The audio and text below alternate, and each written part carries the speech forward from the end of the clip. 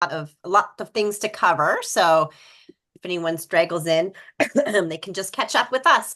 Hi, welcome to our second ever mini session. This one is on writing speculative fiction.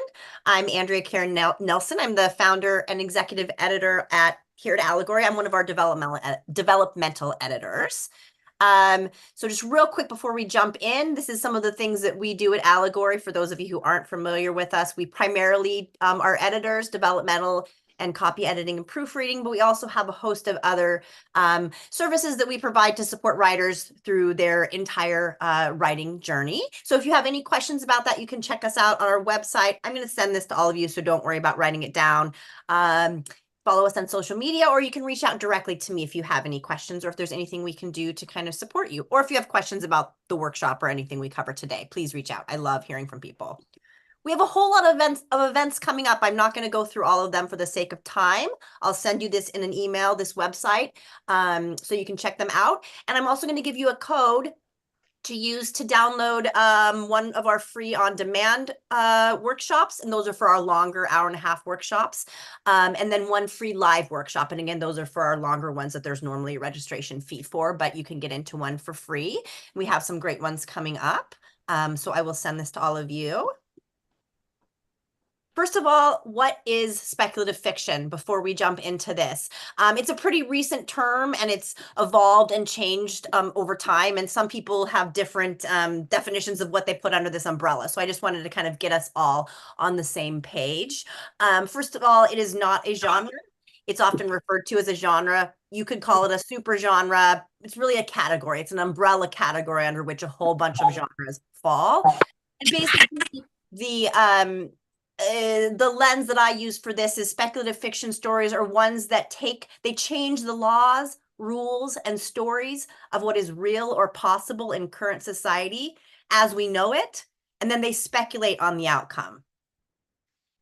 They're often called what-if stories, right? So they're taking what we know now and they're tweaking something about it, changing something. Sometimes that's a smaller thing. Sometimes that is many different things. They're changing something and then they're saying, okay, if this happened, what if? What would the world look like? What would happen with this story? And then centering their story around that. Let's see here. Oh. So this is just a very small snapshot of some of the genres and subgenres that fall under the speculative fiction category. And I'm not going to read those all out for the sake of time, but I'm sure many of these are familiar to you all. And there is a whole host. I mean, I think the genres of speculative fiction have more subgenres than I think probably any other genre of writing. I've never counted, but it's mind-boggling how kind of granular it can get with how people categorize these. So this is just something to be aware of, because if you are writing in one of these genres, it does help to kind of get as specific as you can, especially when it comes time to looking for comps and kind of figuring out where your story fits into the bigger picture. And so familiarizing yourself with some of those is really useful. So as writers of speculative fiction, what is our task then? What are we going to set out to do? Today, we're going to talk about what our task is and what some of our tools are. And because there's so many genres that fall under the speculative fiction umbrella, we only have a short amount of time. We're not going to be drilling in super deep on any particular genre. That's something that we'll have to save for another workshop, and we can pull them out individually potentially. But what I'm going to do is I'm going to be looking at some of the things that are true across all of these genres, right? If you're writing anywhere in this umbrella, these are some of those things that you're going to want to keep in mind. So our first task as writers in this is to think outside of the box, right? We want a story that feels unique and feels fresh. We want something that looks at the world from a little different perspective than, because we're taking that reality and we're changing it, right? So we want to think outside the box. But at the same time, while we're thinking outside of the box, it's really important that we still understand the norms and the expectations of the genre or the subgenre that we're writing in, right? Even though you can think of things that are, I mean, you can include some of the craziest things in some of these, when you're writing stories like this, but it's not without any expectations, sort of from the publishing industry and from what agents are going to expect, publishers are going to expect, and also what your readers are going to expect.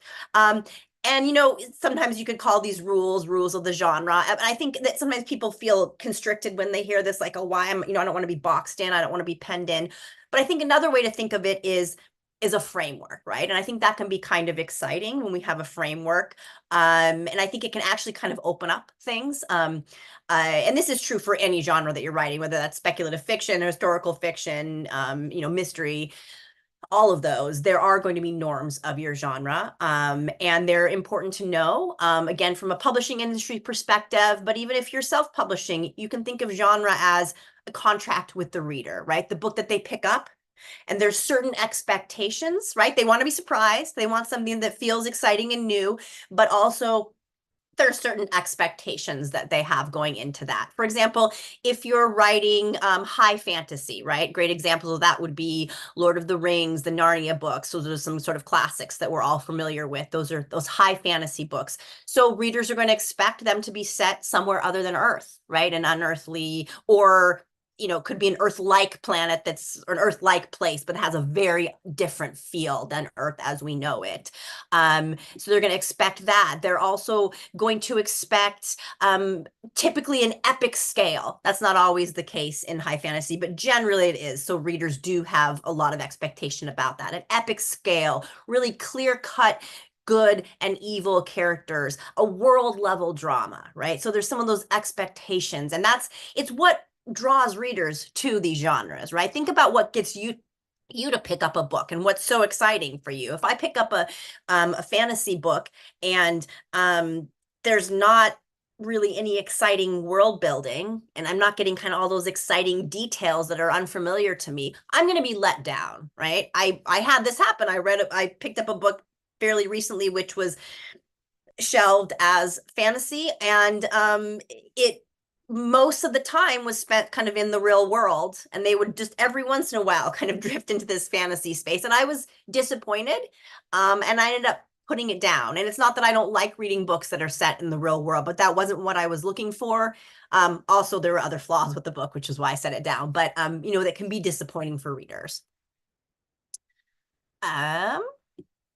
So what are some of these key features across all of the speculative fiction genres, right? Because again, we talked about how we could drill down with each individual one. We're not going to do that today, but what are some of the key features? You're going to want to see really strong world building. And excuse me, for those of you who want to learn a little bit more about world building, you can take that free code that I gave you, and I'll actually send you the link to this. One of the classes that we have up that's available to download is one that I presented last spring on world building. And it was world building for all genres, but we did talk quite a bit about speculative fiction. There's a lot of things that apply in there, right? So this is building your world, painting the picture for the reader, showing them what is this world that your characters inhabit and are inside of. And I think just a little bit on world building, people often think that means you need to add a lot of extra words and a lot of extra description, and you do need to have some of that, and there is more flexibility in kind of the word count, what's acceptable from publishers and agents and the like. When it comes to word count in speculative fiction genre, there's some flexibility with that, and one of the reasons is that a lot of world building is needed. Some of the other reasons is some of those genres, the high fantasies and the like, are of kind of an epic scale, so you need a little bit more to do epic. But I am of the mind that I don't think you necessarily need a huge amount of extra word count and extra stuff and extra sentences to build a strong world. I think that some of the most effective world building is done when it also does double duty, right? So you're not just giving setting details, right? You're not just describing these characters that maybe look different from what, we see on a day-to-day basis.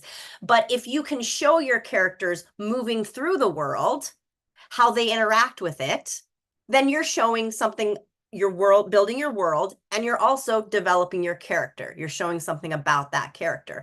If you show then how another character interacts with this world that's maybe in a different way, right? Then you're also showing something potentially about relationships and about, these two characters and how they relate to each other and your world building. So not all world building can do double, or triple duty like that, but it often can. And oftentimes it's just it's less than we think, right? It's these gestures, these bits, these details.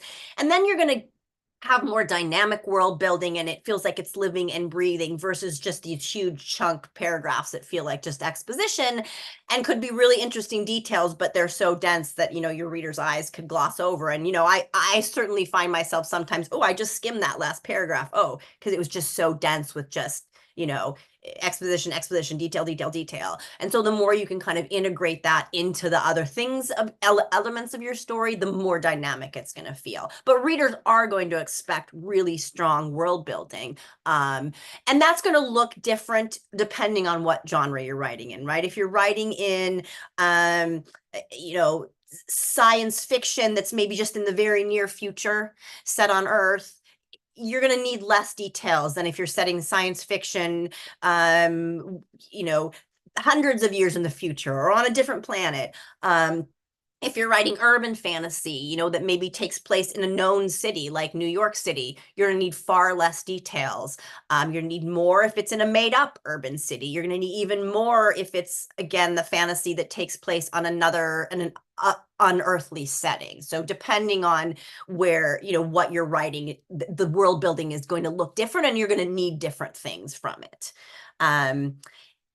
People are going to, you're going to want to have speculative elements as an integral part of your story, right? They can't be an afterthought or a throwaway. That doesn't mean that you can't have a book that has just subtle or lighter elements of speculative fiction in it, but it's not what we would necessarily call true speculative fiction. I think of Octavia Butler's Kindred as an excellent example of a book that uses elements of speculative fiction and is generally classified as science fiction. But I think that largely just has to do with who she is and her body of work, right? And what she generally writes. But this book, for those of you who aren't familiar, it's about a woman in contemporary times at the time, I think it was late 70s, early 80s, who gets pulled back in time travel through the wall, I believe, onto a slave plantation. She's a Black woman. So then we see her and how she lives as a sort of a modern woman, and how she has to move through this world suddenly transplanted as a slave, right? So that's a case where it's really a neo-slave narrative, where you're taking kind of the framework of speculative fiction, right, as your framework. But it's not necessarily what I would classify as true speculative fiction. Many people do, so don't come after me if that's kind of where you want to put it, right? And I love Octavia Butler. It's a wonderful, wonderful book, right? But it doesn't really have, those speculative elements aren't an integral part of the story, which is what you really want to have to truly fall kind of under these categories. And again, if her book was so wonderful that I was maybe a little disappointed because I was expecting something more Octavia Butler-esque, right? But it was so good that I didn't care. I kept reading it. But you are going to have that kind of, from the readers. And you're going to need to have adherence to the rules of the world. Depending on your setting, depending on how much your story diverges from our known reality as far as the setting, that's going to look different. It could be, again, if it's a more contemporary real world setting with these elements that are in it. Again, very integral, but maybe it's set in New York City or it's set in a small town. It's set in modern times and everyone's magical, right? Think, think Harry Potter, right? There's the rules of the world. Let me back up a little bit. You may be making all of the rules up from whole cloth, or you may be adding rules on to what we know about the known world, right? So how complicated that's going to be is going to depend on what genre and subgenre that you're writing in. But whatever the case is, your rules need to add up, right? A happens, action, consequence, that has to add up within this framework that you've created and within the rules of your world. It's consistency, it's continuity, and A needs to lead to B in a way that makes sense within this. If you're writing science fiction, then you also need to think about the rules of the known world as well, right? Science fiction takes what we know about science, and essentially you're acting as a scientist and you're making a hypothesis, right? What if this thing happens, but you're starting from a basis of truth. Your leap could be a little, your leap could be a lot, but the rules of physics still apply, right? Unless, of course, the premise of your story is that something has happened that has somehow changed one of the rules of physics, right? But otherwise, all of those things still need to kind of apply and add up. Otherwise, you could be writing science fantasy, which is something that takes kind of the veneer of science, and it almost has that science fiction feel to it, but it's really making all of those things up. A great example of that is Star Trek, right? It feels very technology and science and all this, but it's not really rooted in kind of, for the most part, what kind of is known and what exists. It's that science fantasy. It has that veneer and that feel of science, which is a genre a great genre. Many people love it. But just, again, knowing where you're writing and kind of what you're trying to do. I always think, I'm a little scared of personally, when writing things that fall in that sci-fi thing, I always think, oh my gosh, like what if an astrophysicist reads my book or whatever? I don't really write in that genre, but oh my gosh. And then they go, that could never happen. So just, it's doing your research, knowing what you're writing and being really specific with it. Let's see, on to the next slide. I think I'm going to go on to the next slide. Okay. And another one of our tasks is that, again, we already talked about this, how important it is to engage in really robust world building. So the point I want to make here is that we want that robust world building, but while still understanding how our story reflects the real world. Even if there are no humans in your story, even if it takes place that in no way resembles Earth, you still want to think about what are you trying to show the reader about their human condition, about their existence, about their world. And it can be, and so you want to make sure you are thinking about that. And so then what tools do we have? What tools do we have to accomplish these tasks that I'm laying out here? The first one is, oh, I thought I had a typo. No, looks like not. We want to calibrate our lens. How much, and what I mean by that is I want you to think about a couple different things that I have up here. How much are you tweaking the known world? Are you taking the known world and you're kind of just a couple notches, right? Are you taking the known world as we exist it now and you're flipping it upside down? So are you taking the world and just tweaking it a little bit? We might look at, again, something like, it's a real world setting, it's modern times, but people have magical abilities, right? That's a significant element, but we can think of that as a tweak, right? It's a tweak that makes a big difference, but it's kind of a tweak, right? Or we taking the world and flipping it completely upside down. You might think maybe post-apocalyptic, set really far in the future, right? Everything's kind of broken apart and changed. It's still on Earth. It's still human. It's still sort of rooted in kind of this existence, but it's really taking it and flipping it. Or are you creating a new world entirely, right? Are you making up something that is, again, not on this earth and not, kind of rooted to that bit of what we know. And then again, thinking about what you want to show the reader about our current world. What are you trying to show them? And there's many different ways you can do that. You can do that by, if we extend the lens metaphor, maybe we use a mirror metaphor, you can think about reflecting you're reflecting our existence and reflecting something about it and trying to show us something that way. I think about a book like The Uglies by Scott Westerfield, and it's this society where I'm probably gonna try to remember the plot because it's been a minute since I've read it, but people, they get sort of surgically enhanced to be beautiful, and there's a whole bunch of other elements that go with it, right? But if that's sort of taking something that we kind of have in our society, right, and reflecting it back to us at a much bigger degree, right? Or the Scythe series by Neil Shusterman, where he's taking what if the internet and AI that we have becomes this huge thing and kind of takes over,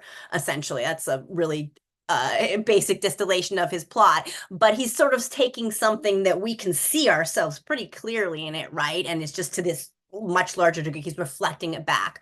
Or are you opposing it? Are you writing something that's completely sort of opposite of it? And so that think of maybe a utopian story, right? Where this is very different from what society is now. And you're trying to show us something about our society by showing us something very opposite. So those are two different ways that you can think about what you're trying to show the reader about our current world.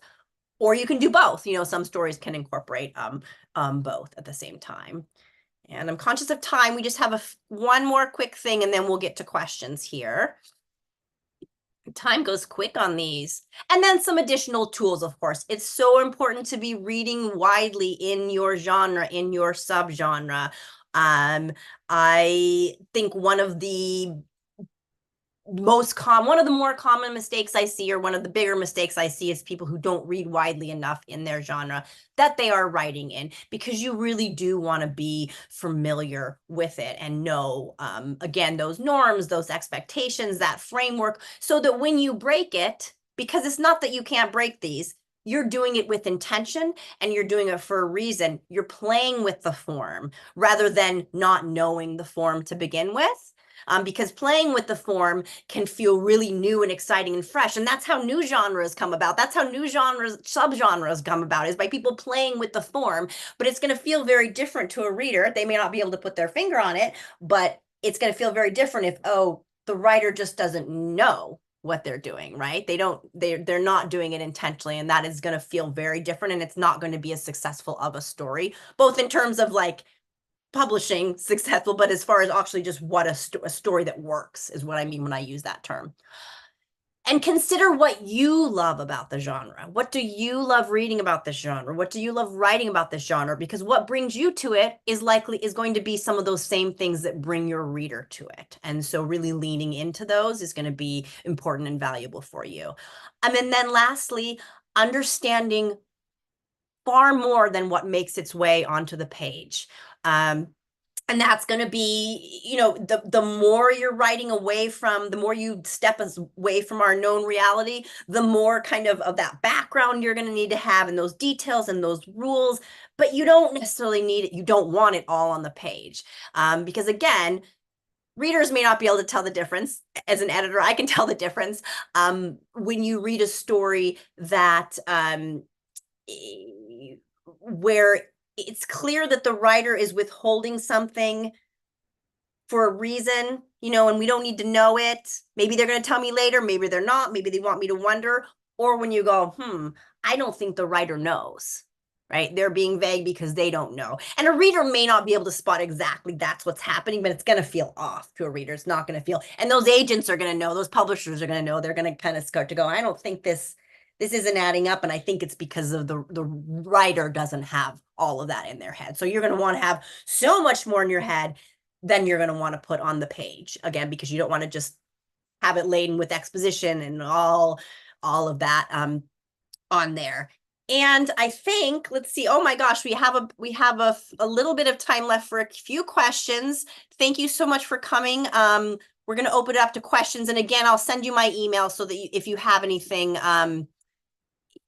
else, you can just talk to me directly. So you can pop it into the chat or you can come on camera.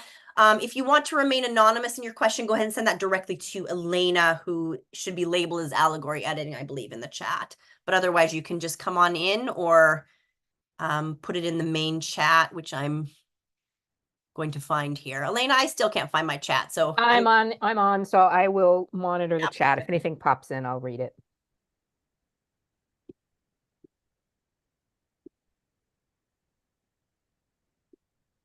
No questions. Andrew, what's your favorite subgenre? What do you like to read the most and Oh why? my gosh. Yeah, I really love kind of the urban fantasies. Well, not necessarily even urban and when you think of the real gritty, although I do love that, but I love things that are kind of set in a on this earth. I love historical fiction, or no, excuse me, I love historical fiction, but historical fantasy, steampunk, anything that's set in sort of that Victorian time or in America at that time. I'm kind of all here for that. So I really love those. The sci-fi that I love is things that, I tend to like things that take place kind of on Earth. And Mhm. again, like the Uglies uh or sides where it's just kind of taking our known world and giving us kind of this what if there. Those are the ones that I gobble up.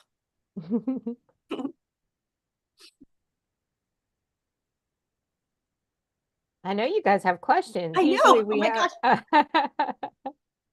gosh. I'm trying to think of what we didn't have. We didn't have time to cover anything today, but I think we actually got We've got a question.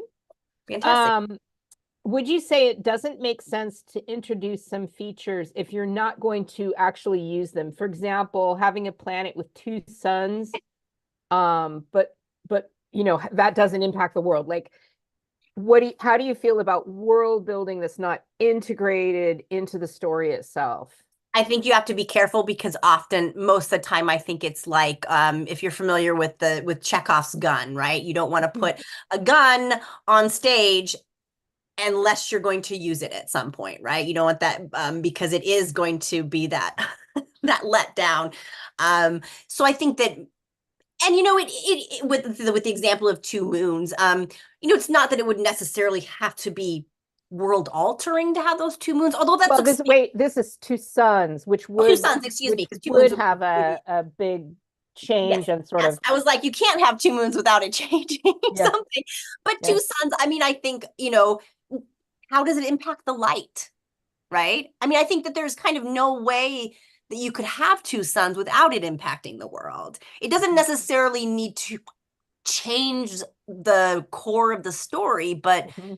it's gonna be brighter, right? Like, so, or does people's skin look different because of they're exposed to so much more sun? Are their sleep patterns different? Does the sun set? I mean, I think just asking yourself those questions, if you have something in there and you're going, this doesn't impact my world, and the first question you need to ask yourself is, does it really not impact the world?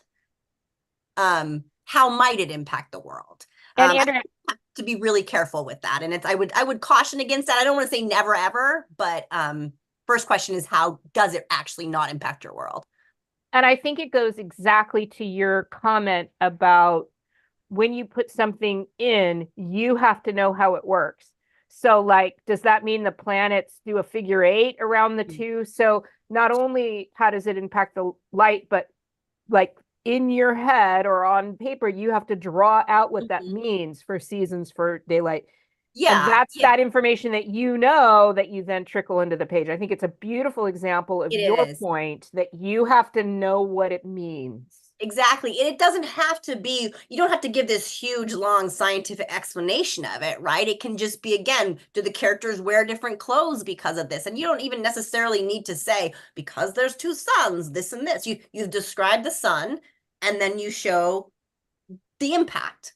Maybe their eyes are different. I mean, I'm just trying to think what it could be, so many different things, right? The sun is so important.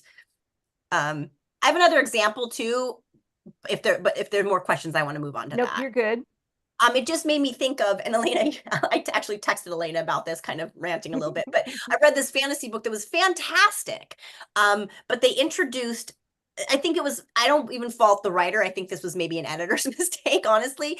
They introduced this spell that was so important that needed to be cast at various points, and they made a big deal about you have to have this candle burning, right? It has to be any candle. The writer goes on this trip and she had to find this candle and have this candle. And then the first time she used the spell, she's running through the streets of Paris being chased, and there's no candle. She cast this spell, there's no mention. They never mention the candle again. And I'm thinking, I was like, where's the candle? And also, if you're going to have the first instance of this where she's being chased through the streets of Paris, how would you even have the candle? Like, is it the wind blowing? Like, just ditch the candle, right? Just like, don't have the candle in the first place. So, it just felt very disappointing, and it clouded what was otherwise kind of a wonderful story for me. To the point where I did send Elena a very long text about this candle. She's like, "Oh And my I God, agreed. I was like, that makes no sense at all. Maybe she only has to burn it once. Like, it's such a simple fix. Right. And that is an element of world. I mean, that's sort of world building. It's not exactly world building, but it certainly is the rules. It was a Chekhov's gun moment for me. Yeah, I agree. Those are all the questions. Oh, we do have one more in chat. And we are at 10:30, so for those of you who are watching the clock and need to step out, that's fine, but I can stay for a minute if there's a few other questions. Yep, we've got one more. Does having a series in a speculative fiction genre mean that there is a mastery of the world and how it operates in the rules of the genre is on the author's part? If I'm understanding the question, and feel free to hop on if I'm unclear, I think the question is, when you have a series, you've got to master the world across books. I believe is what that question is asking. And is it the author? Does the author then have to be very clear that the rules are consistent across books when you have a series? Yes, the rules do need to be consistent. And the tricky part is that you don't always know that you're writing a series, right? You're not going to sell it as a series. You might have it as an idea for a series in your mind, but you're essentially wasting your time if you write all of them before you even try to query and pitch the first one. And if you're self-publishing, that's a different story. But or you may try to sell it as a standalone and have it sell as a standalone. It does really great, and then can we do a second one? Can you give us a second one? So I think that really the key to that is not to worry so much. I mean, you can think about that series, and if you continued it on, what would that look like? But regardless, the rules just need to add up in that first book. And if they add up really well in that first book, then you're going to make them continue to add up in that second and in that third. But yes, they do need to be consistent because most people read them as a series. And even if they don't, you're going to start to see the rules aren't going to add up, right? Even if you think you have it so contained in the second book where everything's adding up, even though it's not really connected, it doesn't really work with the first one, and you think it works, there's going to be things that there's going to be these little kind of things that feel off and glitches if you don't have that really consistent. It's going to, might be subtle, but they're going to be there. So yes. And I would add on, Andrew, if you agree with this, that it's fine and in fact potentially preferable that each book introduces more or something new, but that whatever that new thing is, whatever that more thing is, follows with the rules that have already been created. So you can add something, but it has to be an augmentation or fit with what's happened before. Exactly. You don't want it to feel stale, right? I mean, you could even introduce a massive world-changing new element to it, as long as it doesn't break those rules that you've already set up. Thank you, Connie. Connie says, great session. Perfect timing for the topic. Thank you, everyone, for coming today. Reach out if you have any other questions, and have a wonderful Wednesday.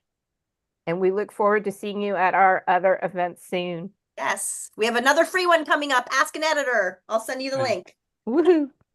Okay. Thank you. Great session. Thanks all. Good to see you, Michael.